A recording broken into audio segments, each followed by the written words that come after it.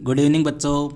देखो बच्चों, कई दिनों से आपके कमेंट आ रहे थे कि सर हमारे मॉडल पेपर कब आएंगे, हमारी परीक्षाएं आ रही है, अर्धवार्षिक परीक्षा आ रही है, बहुत टाइम निकल गया। तो भैया आज अपने आपके मॉडल पेपर आ चुके हैं और अपने सबसे पहले पॉलिटिकल साइंस का जो मॉडल पेपर है उसके ऊपर अपने चर्चा करते हैं। देखो जैसा कि आपको स्क्रीन के ऊपर दिख रहा होगा, अपने कौन सा सब्जेक्ट है, राजनीति विज्ञान। ठीक है, सबसे पहले अपने किसकी चर्चा करेंगे, राजनीति विज्ञान की चर्चा करेंगे। भैया पेपर का जो समय रहेगा वो रहेगा 2 घंटे 45 मिनट और पेपर जो होगा वो कितने अंक का होगा, 80 अंक का होगा। यहाँ पर आपके कोई दिक्कत नहीं है। अब देखो भैया आगे, अब इसमें जो अंक बाहर है वो किस प्रकार से है, किस प्रकार से कितने ते अंक के क्वेश्चन आएंगे। देखो भैया पहला है अपने ज्ञानात्मक क्वेश्चन। ज्ञानात्मक क्वेश्चन आएंगे आपके कितने अंक के, 32 अंक के। ज्ञानात्मक मतलब जो शॉर्ट क्वेश्चन होते हैं जो सीधे पूछ जाते हैं, जैसे आपको पूछ लिया कि नाटो की स्थापना कब हुई, इस प्रकार के क्वेश्चन, डायरेक्ट क्वेश्चन। ठीक है, वो 32 अंक के आएंगे। सेकंड है भैया आपके अवबोधात्मक क्वेश्चन, ये आएंगे आपके 24 नंबर के। अवबोधात्मक भैया थोड़ा सा डीपली पूछा जाता है, थोड़ा सा गहराई से पूछा जाता है। ठीक है, तीसरा क्वेश्चन है भैया अपने अभिव्यक्तात्मक जो क्वेश्चन होंगे वो होंगे आपके 20 नंबर के। अभिव्यक्ति मतलब आपको अपने विचार प्रकट करने हैं, आपको अपनी राय देनी है, आपको अपनी सहमति देनी है, या आप सहमत हो या नहीं हो, इस प्रकार के जो क्वेश्चन होते हैं वो। और चौथे है भैया अपने मौलिकतात्मक वाले क्वेश्चन। मौलिकता वाले क्वेश्चन मतलब अपने जो बड़े क्वेश्चन होते हैं, लॉन्ग क्वेश्चन होते हैं, जिनके ऊपर अपने निबंधात्मक क्वेश्चन, जिनको अपने बोल सकते हैं, अपने विचार व्यक्त करने होते हैं, ऐसे क्वेश्चन। तो कहने का मतलब है अपने टोटल कितने अंक का पेपर होगा, 80 अंक का पेपर होगा। अब देखो भैया अपने आगे, अब प्रश्नों के प्रकार और अंकबार की चर्चा करते हैं। प्रश्नों के प्रकार और अंकबार।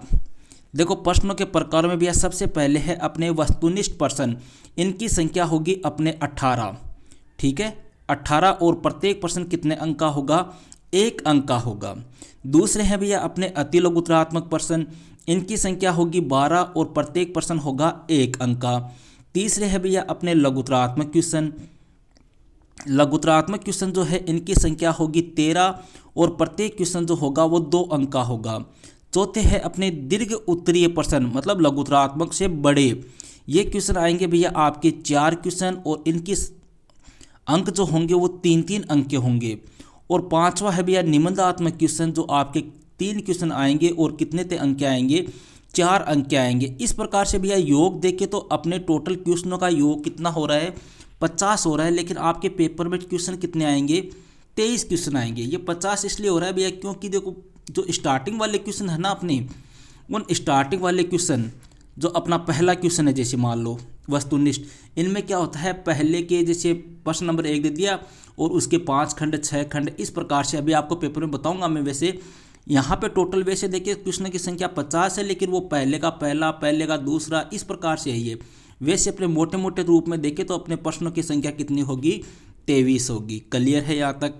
अब बात करते हैं भैया चैप्टर वाइज कि कौन से चैप्टर से कितने ते अंक के क्वेश्चन पूछे जाएंगे।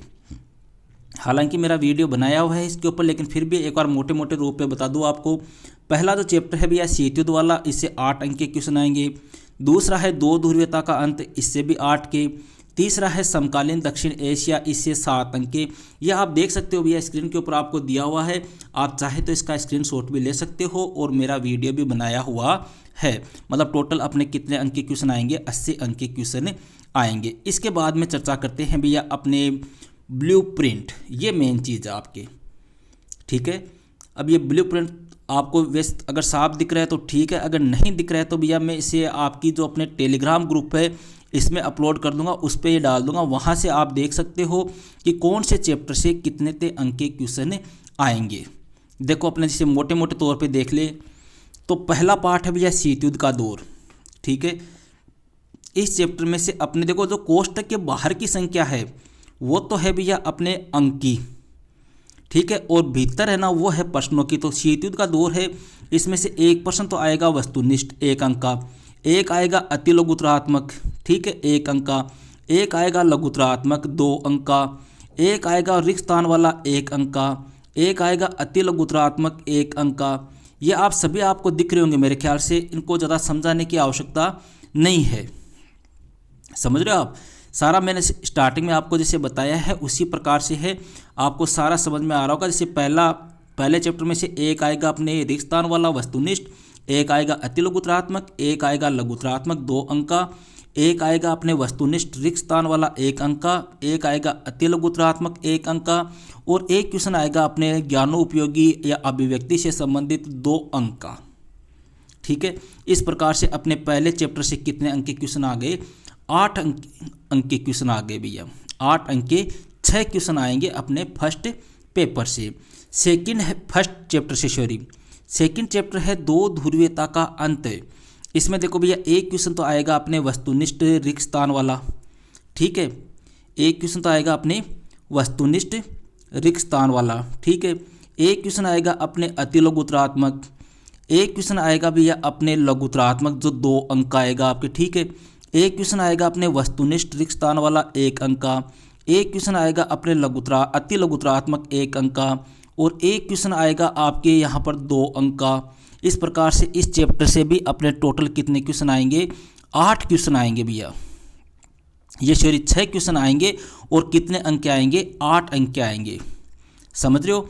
मतलब जो कोष्टक के अंदर जो संख्या दी हुई है वो तो है पर्सन, और कोष्टक के जो बाहर की संख्या है वो है अंक की। तो मतलब पहले पार्ट से और दूसरे पार्ट से दोनों पार्टों से 6 क्वेश्चन आएंगे और 8 अंक के आएंगे। इसी प्रकार से तीसरा चैप्टर है अपने। तीसरे चैप्टर में एक क्वेश्चन आपके वस्तुनिष्ठ रिक्त स्थान वाला है, एक क्वेश्चन आपके अति लघुत्तरात्मक 1 अंक वाला है, एक क्वेश्चन आपके 2 अंक आएगा, फिर यहाँ पर एक क्वेश्चन भैया दीर्घ लघुत्तरात्मक आएगा, फिर यहाँ पर एक क्वेश्चन आपके ज्ञानोपयोगी वाला आएगा 2 अंक का। इस प्रकार से इस चैप्टर से अपने कितने क्वेश्चन आएंगे? 4 क्वेश्चन आएंगे और 7 अंक के आएंगे। तो ये आपको मेरे ख्याल से स्क्रीन पे सबको दिख रहा है कहाँ से? जहाँ पर स्टार लगा हुआ है, देखो आपको कई जगह दिख रहा होगा जहाँ पर स्टार लगा हुआ है, जैसे इसमें स्टार लगा हुआ है, इसमें स्टार लगा हुआ है, इसमें स्टार लगा हुआ है। ठीक है, जहाँ पर स्टार लगा हुआ है इसका मतलब ये है कि यहाँ पर अथवा में भी क्वेश्चन आएंगे। समझ रहे हो आप?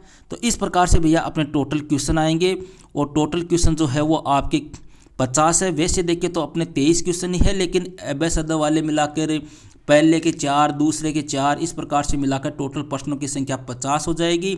50 तो आपके क्या आएंगे?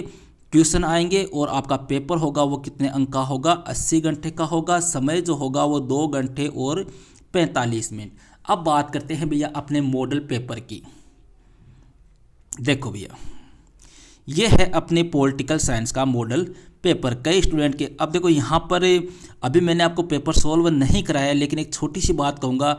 अब तक मैंने जितने भी टेस्ट लिए हैं, मैंने पॉलिटिकल साइंस के जितने भी टेस्ट लिए हैं या जितने भी मोस्ट क्वेश्चन आपको उपलब्ध कराए हैं ना, उनमें से कम अपने 70% पर्सन उन्हीं पेपरों में से है।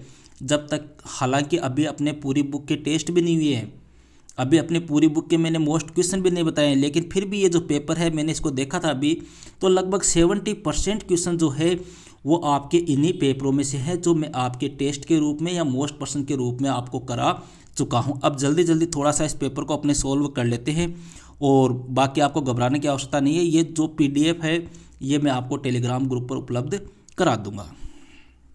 तो बात करते हैं भैया सबसे पहले फर्स्ट क्वेश्चन की। फर्स्ट क्वेश्चन है भैया, उत्तर अटलांटिक संधि संगठन की स्थापना कब हुई? सबको पता है 1949 में। सेकंड क्वेश्चन है, शॉक थेरेपी किस वर्ष अपनाई गई थी भैया? 1990 में। तीसरा क्वेश्चन है, साप्टा संबंधित है किससे? सार्क से है अपनी साप्टा। ठीक है, इसके बाद बात करते हैं। अब देखो ये पहला ही क्वेश्चन है, वैसे देखें तो पहले क्या हो गए ना, 1 2 3 4 इस प्रकार से मिलाकर टोटल संख्या कितनी हो रही है? 50 हो रही है। ठीक है, इसके बाद में भैया अपने चौथा क्वेश्चन है, भारत ने पहला परमाणु परीक्षण कब किया? 1976 में किया था भैया, और दूसरा 1998 में किया था। पांचवा क्वेश्चन है भैया, वैश्विक संपदा या मानवता की साझी विरासत में क्या शामिल नहीं है? तो भैया वायुमंडल भी शामिल है, समुद्री सतह भी शामिल है, भारी अंतरिक्ष भी शामिल है, सड़क मार्ग शामिल नहीं है। इसके बाद में बात करते हैं अगले क्वेश्चन की। अगला क्वेश्चन है भैया, अपने स्वतंत्र भारत में प्रथम आम चुनाव कब हुए थे? सबको पता है अपने फरवरी 1952 में। नीति आयोग की स्थापना 1 जनवरी 2015 को। चिपको आंदोलन की शुरुआत भैया उत्तराखंड से हुई थी। ठीक है, इसके बाद में अपने अगला क्वेश्चन आता है, निम्न राजनीतिक दलों में से नया राजनीतिक दल कौन सा है? ये थोड़ा सा एक क्वेश्चन सोचने वाला है भैया, आपको सोच के इसका आंसर देना है। आम आदमी पार्टी है ना, वो सबसे लास्ट में बना दल है। इसके बाद में संयुक्त राष्ट्र संघ के प्रथम महासचिव भैया त्रिगवेली थी, हो गया इसका, ठीक है, नॉर्वे के थे। फिर अपने आता है अपने 11वां क्वेश्चन, 2 जून 2014 को निम्न में से कौन सा नया राज्य बना भैया? तेलंगाना बना था, कोई दिक्कत नहीं है। इसके बाद में अपना क्वेश्चन आता है स्वतंत्र भारत के प्रथम शिक्षा मंत्री कौन थे? मौलाना अब्दुल कलाम आज़ाद। ये सारे क्वेश्चन आप अपने टेस्टों में देखना भैया, ये सारे क्वेश्चन मैं आपको टेस्टों में करा चुका हूँ, ठीक है। फिर सेकंड क्वेश्चन आ गया भैया, सेकंड क्वेश्चन है रिक्त स्थानों की पूर्ति कीजिए। इसमें पहला क्वेश्चन आता है अपने संयुक्त राष्ट्र की सुरक्षा परिषद में स्थायी और अस्थायी, तो स्थायी तो कितने हो गए भैया? 5, और अस्थायी कितने हो गए? 10, ठीक है।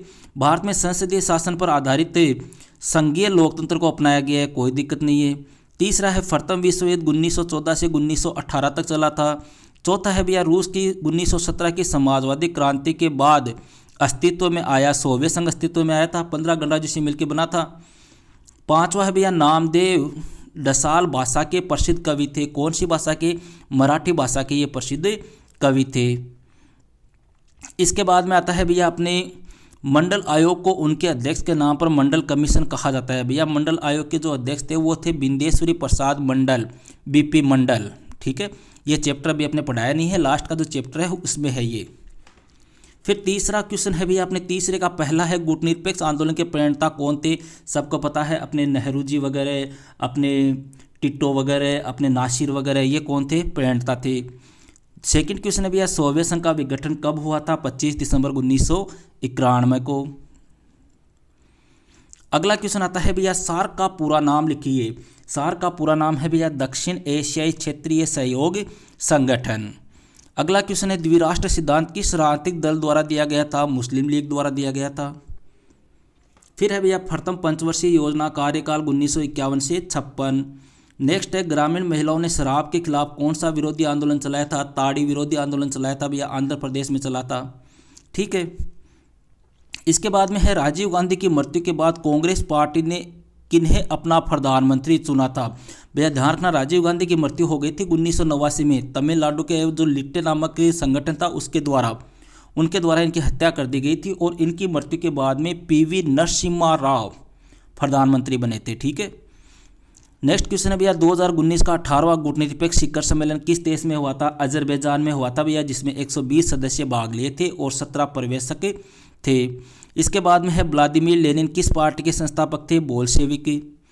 फिर है भैया कवि द्वारा सूरजमुखी आशीषों वाला फकीर शब्द किनके लिए प्रयुक्त किया गया है? ये प्रयुक्त किया गया था भैया अपने दलितों के मसीहा, दलितों के मुक्तिदाता अर्थात भीमराव अंबेडकर के लिए। नेक्स्ट क्वेश्चन है बामसेफ का पूरा नाम लिखिए। बामसेफ का पूरा नाम है भैया backward and minority employees federation, ठीक है। अगला क्वेश्चन है भैया मिल्कमैन ऑफ इंडिया, ये तो अभी कल जो टेस्ट हुआ था उसी में दिया था मैंने आपको, वर्गीज कुरियन। तो कहने का मतलब भैया सारे क्वेश्चन ने लगभग क्वेश्चन वही है जो मैं आपको टेस्टों में दे चुका हूँ या आपको मोस्ट क्वेश्चनों में दे चुका हूँ। इसीलिए मैं आपको स्टार्टिंग से कहता हूँ कि भैया जो भी क्वेश्चन मैं आपको करा रहा हूँ, जो भी मोस्ट क्वेश्चन है, जो भी टेस्ट के क्वेश्चन है, आप उनको तैयार कर लो, बहुत है। और अब तो अपने पास में मॉडल पेपर भी आ गया, तो घबराने की आवश्यकता बिल्कुल भी नहीं है। अब अपने जितने भी टेस्ट होंगे, जो भी मोस्ट क्वेश्चन दिए जाएंगे, वो इसी मॉडल पेपर के अकॉर्डिंग होंगे। अब भैया खंड ब आता है, ठीक है। इसमें थोड़े से बड़े क्वेश्चन आ गए जो 2-2 अंक वाले हैं और उनके उत्तर जो है वो आपको लगभग 50 शब्दों में देने हैं। अब यहाँ पर कई स्टूडेंट पूछते हैं गुरुजी 50 शब्द को मतलब क्यों है? 50 शब्द का मतलब हो गया कम से कम एक लाइन में आपके 7 से 8 शब्द आते हैं, मतलब आपको 5-7 लाइन में इनका क्या देना है? आंसर देना है। जैसे चौथा क्वेश्चन है भैया महाशक्तियों ने छोटे देशों के साथ सैन्य गठबंधन के 2 कारण लिखिए। मतलब 2 कारण बताने हैं कि महाशक्तियाँ जो थी उन्होंने छोटे देशों के साथ में गठबंधन क्यों किया। बताया हुआ है मेरा, अपने उनसे महत्वपूर्ण संसाधन प्राप्त करने के लिए, भूक्षेत्र प्राप्त करने के लिए, सैनिक ठिकाने बनाने के लिए, अड्डे बनाने के लिए, परीक्षण करने के लिए, आर्थिक मदद प्राप्त करने के लिए। कोई सी 2 लिख दो भैया। नेक्स्ट है सोवियत संघ के विघटन के 2 कारण बताइए। सोवियत संघ का विघटन क्यों हुआ था? क्योंकि सोवियत संघ की जो अर्थव्यवस्था थी वो गतिरोध हो गई थी। सोवियत संघ ने अपना अधिकांश जो खर्च है वो साजो सामान के ऊपर और परमाणु हथियारों पर कर दिया था। इसके अलावा सोवियत संघ राजनीतिक और आर्थिक संस्थाएं जो है वो अंदरूनी रूप से कमज़ोर हो गई थी। छठवां क्वेश्चन है दक्षेस संगठन के प्राथमिक 7 सदस्य देशों के नाम लिखिए। मतलब दक्षेस के जो 7 सदस्य देश थे स्टार्टिंग वाले उनके नाम लिखने हैं। मतलब आपको अफगानिस्तान का नाम नहीं लिखना है, इसके अलावा जो बाकी के शेष रहे जैसे भारत है, बांग्लादेश है, नेपाल है, भूटान है, इन देशों के नाम आपको लिखने हैं। 7वां क्वेश्चन है रियो सम्मेलन के कोई 2 परिणाम लिखिए। तो भैया रियो सम्मेलन में जलवायु परिवर्तन, जैव विविधता हेतु नियम बनाए गए, इसमें टिकाऊ विकास या सतत विकास पर बल दिया गया। इसके बाद भैया 8वां क्वेश्चन आता है अपने समाजवादी दलों और कम्युनिस्ट पार्टी के बीच में अंतर बताइए। अंतर अपने कर सकते हैं कि भैया जो समाजवादी दल होते हैं ना वो पूर्ण रूप से राज्य द्वारा नियंत्रित अर्थव्यवस्था के समर्थन नहीं करते, जबकि कम्युनिस्ट पार्टी जो है वो समर्थन करती है। इसके अलावा समाजवादी पूंजीपतियों और पूंजी को पूर्णतः अनावश्यक और समाज विरोधी मानते हैं, जबकि कम्युनिस्ट जो है वो पूंजी और पूंजीपतियों को अनावश्यक व समाजद्रोही मानते हैं। ऐसे कई कारण है, ये मेरे आपको कराया हुआ है तो वहाँ से आप नोट्स में लिखाया हुआ है, इसका आंसर कोई वैसे विशेष बात नहीं है। फिर आता है भैया 9वां क्वेश्चन हरित क्रांति के कोई 2 सकारात्मक परिणामों का उल्लेख कीजिए। हरित क्रांति कल ही मैंने आपको एक क्वेश्चन दिया था 1966-67 डॉक्टर MS स्वामीनाथन। तो सकारात्मक परिणाम क्या हुए? खाद्यान्न में वृद्धि हुई, मध्यम वर्ग के किसानों का उदय हुआ, धनी किसानों को अधिक फायदा हुआ, भूस्वामियों को फायदा हुआ, गेहूं के उत्पादन में बहुत ज़्यादा वृद्धि हुई। ठीक है, इसके बाद में बात करते हैं भैया क्वेश्चन नंबर 10 की। क्वेश्चन नंबर 10 है भैया गुटनिरपेक्ष आंदोलन के संस्थापक सदस्यों के नाम लिखिए। संस्थापक सदस्य कौन कौन थे? जैसे टिट्टो था युगोस्लाविया से, नेहरू जी अपने भारत से, मिस्र से थे अपने नासिर, अपने इंडोनेशिया से सुकर्णो, घाना से वामे एनक्रुमा। ठीक है, 11वां है भैया सोवियत अर्थव्यवस्था को किसी पूंजीवादी देश जैसे संयुक्त राज्य अमेरिका की अर्थव्यवस्था से अलग करने वाली कोई 2 विशेषताओं का जिक्र कीजिए। मतलब सोवियत अर्थव्यवस्था, सोवियत संघ की अर्थव्यवस्था कैसी थी? समाजवादी या साम्यवादी, और पूंजीवादी किसकी हो गई? अमेरिका की। तो इनमें अंतर क्या था ये पूछा है अगले ने। ठीक है, तो ये अंतर भैया आपने जैसे सोवियत संघ की जो अर्थव्यवस्था थी वो उद्योगों को महत्व नहीं देती थी, जबकि पूंजीवादी उद्योगों को महत्व देती थी। सोवियत संघ की जो अर्थव्यवस्था थी उसमें उत्पादन के साधनों पर राज्य का नियंत्रण था, जबकि पूंजीवादी में राज्यों का नियंत्रण नहीं था, निजी संपत्ति मानते थे। इसके अलावा 12वां क्वेश्चन है भैया ऐसे 2 मसलों के नाम बताइए जिन पर भारत और बांग्लादेश के बीच में आपसी सहयोग है। तो सहयोग कैसे है? ये दोनों ही देश जो है अपने आपदा प्रबंधन में आपस में सहयोग करते हैं, इनमें आर्थिक संबंधों में सुधार हुआ है, और बांग्लादेश जो है वो भारत की लुक ईस्ट तथा 2014 से एक्ट ईस्ट नीति का क्या है? हिस्सा है। 13वां है भैया आतंकवाद सुरक्षा के लिए परंपरागत खतरे की श्रेणी में आता है या अपरंपरागत? उल्लेख कीजिए। अपरंपरागत में आता है भैया, कोई दिक्कत नहीं है, इसका थोड़ा सा उल्लेख कर देना है कि आतंकवाद से बहुत सारे लोगों को खतरा होता है, वैसे होता है। ठीक है, कराया हुआ आपको। 14वां है भैया क्या एकल पार्टी प्रभुत्व की प्रणाली का भारतीय राजनीति के लोकतांत्रिक चरित्र पर खराब असर हुआ है? तो इसमें भैया आपने कह सकते हैं कि असर तो जो है वो एक प्रकार से विपरीत ही पड़ा है। क्यों? क्योंकि कांग्रेस जो थी उसने जो भी वादे किए उन वादों को पूरा करने में वह एक प्रकार से सफल भी रही और असफल भी रही। ठीक है, इसके अलावा जो तत्कालीन मतदाता थे उनकी राजनीतिक विचारधाराओं के संबंध में यह पूर्ण शिक्षित नहीं थी। 15% भाग ही शिक्षित था, मतदाताओं को कांग्रेस में ही आस्था थी। ठीक है, ऐसे कई कारण है जिनको आप कर सकते हो आराम से। 15वां है भैया बॉम्बे प्लान 1944 वाला है। बम्बई के 8 उद्योगपतियों ने मिलकर जो नियोजित विकास की योजना बनाई वही क्या कहलाती है? बॉम्बे प्लान है। फिर 16वां क्वेश्चन है भैया अपने कि 1970 के दशक में इंदिरा गांधी सरकार किन कारणों से लोकप्रिय हुई थी? कौन कौन से कारण थे भैया इंदिरा गांधी सरकार के लोकप्रिय होने के? तो 1970 के दशक की बात करें तो 1971 में भैया भारत और पाकिस्तान के बीच में युद्ध हुआ था, जिसमें पाकिस्तान की क्या हुई थी? हार हुई थी। फिर शिमला समझौता हो गया था अपने, पहली बात तो ये हो गई। इसके बाद में अपने कह सकते हैं कि इंदिरा गांधी सरकार के द्वारा गरीबी हटाओ का नारा दिया गया था, गरीबों की भलाई के लिए कार्य किए गए थे। इसके अलावा प्रीविपर्स की समाप्ति की थी, बैंकों का राष्ट्रीयकरण किया था। ऐसे कई कारण हैं जिनके माध्यम से इंदिरा गांधी लोकप्रिय हुई थी। उसका जो चमत्कारिक नेतृत्व था, ऐसे बहुत सारे कारण हैं, ये भी आपको कराया हुआ मेरा। अब बात करते हैं भैया सेक्शन सी की। सेक्शन सी जो है भैया उसमें पहला क्वेश्चन जो आता है वो है श्रीलंका के जातीय संघर्ष में किन की भूमिका प्रमुख रही। श्रीलंका जो है भैया, इस श्रीलंका की बात करें तो अपने श्रीलंका में देखो सिंहली और तमिल ये दो जातियाँ थी। श्रीलंका के जातीय संघर्ष में अपने देखें तो सिंहलियों के बहुसंख्यकवाद और तमिलों के आतंकवाद दोनों की भूमिका मुख्य रही, क्योंकि श्रीलंका में मुख्य रूप से सिंहली समुदाय के दिखता है जो भारत छोड़कर श्रीलंका आ बसे तमिलों के क्या थे, खिलाफ थे। सिंहलियों का मानना था कि श्रीलंका में तमिलों के साथ कोई रियायत नहीं बरती जाए, क्योंकि श्रीलंका केवल किनका है, सिंहलियों का है। इस प्रकार से अपने कर सकते हैं। इसके बाद के भी है जो क्वेश्चन है, बड़े क्वेश्चन आपको स्क्रीन पर दिख रहे होंगे। ये सारे क्वेश्चन जो है वो मेरे कराए हुए हैं, दलित पैंथर्स वाला है, तो इनके यहाँ पर मेरे ख्याल से अब ज़्यादा डिटेल से अपने को चर्चा करने की आवश्यकता नहीं है, क्योंकि सारे क्वेश्चन जो आपके हैं वो कॉपी में मेरे कराए हुए हैं, नोट्स आपको लिखाए हुए हैं, वीडियो में आपको सारे क्वेश्चन समझाए हुए हैं। तो ये था भैया अपने कक्षा 12 पॉलिटिकल साइंस का मॉडल पेपर, जिसकी चर्चा अभी अपने की है। अब देखो कई स्टूडेंट के कमेंट आ रहे हैं कि सर ये मॉडल पेपर जो है आप हमें भेज दो, हमें सेंड कर दो। तो मैं आपको बता दूं कि यह मॉडल पेपर जो है वो मैं अभी आपको टेलीग्राम ग्रुप पर उपलब्ध करा दूंगा। वहाँ से आप डिटेल से बस सीधा सा, आपको ज़्यादा कुछ नहीं करना है, ये ब्लूप्रिंट जो है इसको आप देख लेना, क्योंकि यहाँ पर देखो इतना बताना फिर वीडियो काफ़ी लंबा हो जाएगा। सारे क्वेश्चन दिए हुए हैं इसमें, कौन सा किस प्रकार से क्वेश्चन आएगा, ठीक है, कौन से पार्ट से बड़ा क्वेश्चन है, कौन से पार्ट से छोटा क्वेश्चन है, मोटे मोटे तौर पे मैं आपको समझा चुका हूँ। यहाँ पे इतना ध्यान रख लेना, जो बड़े क्वेश्चन है भैया वो कौन से होंगे, अपने जो मौलिकता वाले क्वेश्चन है वो बड़े क्वेश्चन है, ठीक है। निबंधात्मक क्वेश्चन, मौलिकता वाले क्वेश्चन जो है वो क्वेश्चन बड़े क्वेश्चन होंगे। बाकी और कोई विशेष आपको बताने लायक है नहीं। बाकी अपने जैसे जैसे वीडियो बनाते जाएंगे आपको मैं अवगत कराता जाऊँगा। ओके भैया, दैट्स ऑल।